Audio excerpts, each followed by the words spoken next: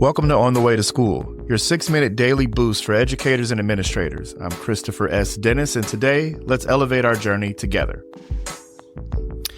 Welcome to On the Way to School. We're back at it. Hopefully you had a wonderful, wonderful break from the pod, and I'm excited to get back at it and share some tips and insights. We're outside today, so I'm going to try not to wake up the world as we have today's chat. But yeah, it's been a good minute. You got to have an opportunity to rest and recover. So after episode 100, took some good time off to finish up some stuff. Number one, finished up my doctoral program. So the PhD is done. So I'm Dr. Dennis. Nice to meet you. But it's been good. So, but today I want to get into a little bit about just kind of the journey of leadership. And I'm looking down at my notes just to make sure I hit all these points properly. And usually we think about the leadership journey from the biggest moment we had or the biggest opportunity we've had, instead of just really reflecting over the elements of leadership. And I've got 3 points for you today. The first is the pyramid of leadership. Now, as you visualize a pyramid, you naturally see that the foundation is the biggest portion, or the bottom of the pyramid is the biggest portion of the pyramid. It's the most substantial. It's got the biggest width, most space. But as you get to the top, it naturally narrows, right? So there's one block at the top, right? One triangular piece at the top.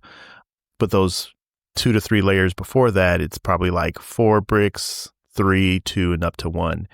And that's kind of what leadership feels like. You have fewer peers as you move up the top of the pyramid, and that means the type of information that you have access to, the things that you can share and commiserate over, is varied, and even fewer people can understand what you're dealing with.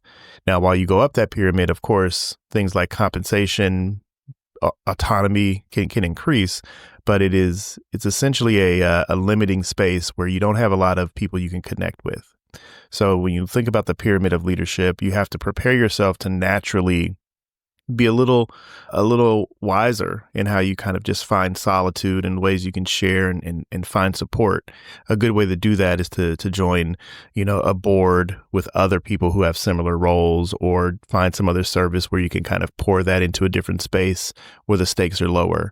I'm on a board, and there are 2 women who are kind of terming out, and the refreshing remarks and the kind words that were shared with them was just an example of how powerful it is when people are able to have spaces where they're able to be vulnerable without the risk of going all in their own institution. Okay. So as you go up the pyramid, you want to find people who can really give you support, but you can also do that in ways where you're still serving and kind of being focused.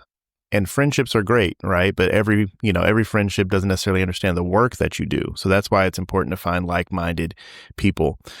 Second point, building on that kind of burden of information that you're carrying at the top of this pyramid, that's a lot of psychological labor that you have to perform. So you want to make sure that you are, one, not trying to overly process that or dump that on your significant other or your partner when you get home every day, but you want to make sure that you've got a healthy routine with how you're managing all that information and not letting it consume you. Okay. So for me, I'm a cigar fan. After this video, I'm going to enjoy my coffee and smoke a cigar and just kind of do my deep breathing and meditation. That's one way that I do it. So I encourage you to find ways that you do it as well.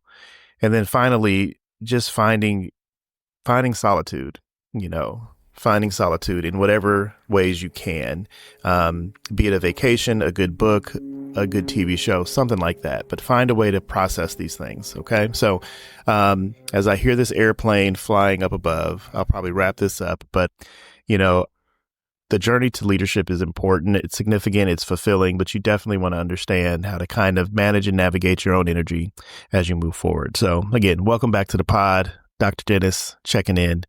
We'll see you soon.